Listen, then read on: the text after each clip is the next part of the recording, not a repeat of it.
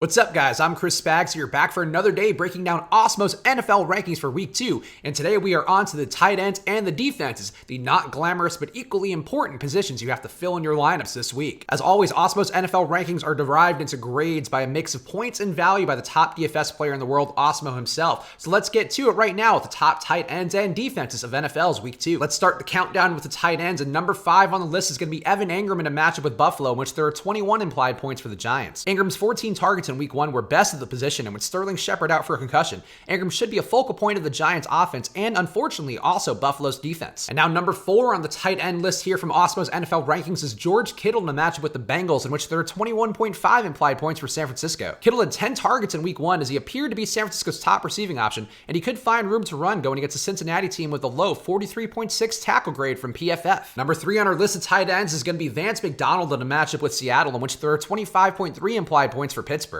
Pittsburgh likely needs McDonald to step up with poor efforts from Dante Moncrief and James Washington versus New England, while McDonald ran a higher than many tight ends 32 routes with just 4 targets. Number 2 on our tight end countdown is going to be Travis Kelce in a matchup with Oakland, in which there are 30 implied points for Kansas City. Kelce gets an A in points and an A in value on DraftKings and Fantasy Draft, while he gets an A in points and a B in value on FanDuel and Yahoo. Kelce had 8 targets, 3.3 yards per route, and 2 targets of 20+ yards versus Jacksonville, and he could see even more opportunity as Kansas City game plans for life without Tyreek Hill. And now onto our number 1 tight end overall, and that man is Darren Waller in a matchup with Kansas City, in which there are 22.5 implied points for Oakland. Waller gets a B in points and an A in value on DraftKings, Fantasy Draft, and on Yahoo, and he gets a B in points and a C in value on FanDuel. Waller saw 8 targets and 25 routes run with 2.8 yards per route at a safe and repeatable 6.9 air yards per target. Kansas City allowed 10.5 yards per pass in Week 1, and Waller could be a viable safety blanket for Derek Carr if they could somehow limit the damage from Terrell Williams or Josh Jacobs. Waller was deeply involved in the Oakland passing attack in Week 1, and if that volume remains, he's a safe target for Derek Carr and one who should see volume all year long. And now onto the top defenses of the week, and number 5 on the list is going to be Cincinnati in a match with San Francisco, in which there are 21.5 implied points against for Cincinnati. Cincinnati throttled Seattle's rushing attack with 2.9 yards per rush and showed an improved pass rush with a 16.7% sack rate that could cause issues for a jittery Jimmy Garoppolo, who looked flustered versus Tampa Bay. Number 4 in Awesemo's NFL rankings for defenses are going to be Chicago in a matchup with Denver, in which there are 19 implied points against for Chicago. Joe Flacco took a high 8.8% sack rate versus Oakland, while Chicago's defense brought it versus Green Bay as they held them to 5.5 yards per pass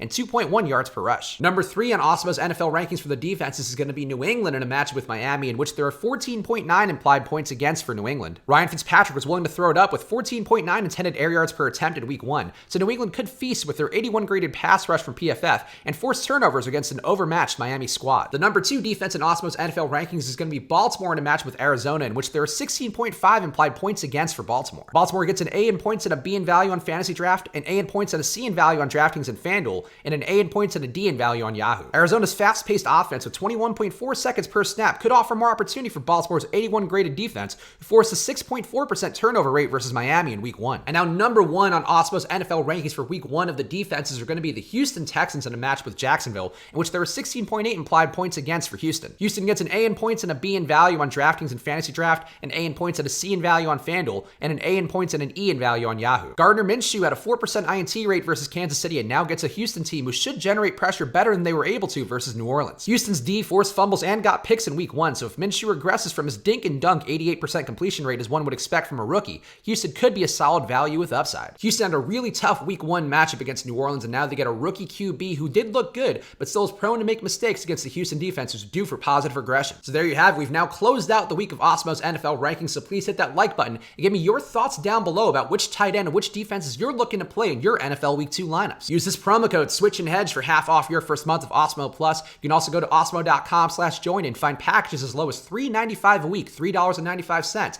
to get you all the data you need to help win in Week 2. Go follow me on Twitter and Instagram at Chris Spags, as I'm doing a ton of content, including shows tomorrow and Sunday, so keep your eyes peeled for all the things I'm doing there on Twitter and Instagram at Chris Spags. It looks like next week we may be rolling these up all into one video in a more classic 4-corner style, so keep your fingers crossed. But I'll be back with you guys again soon, so enjoy your weekends. Good luck for Week 2, and I'll see you guys again on this channel very shortly. Good luck, guys.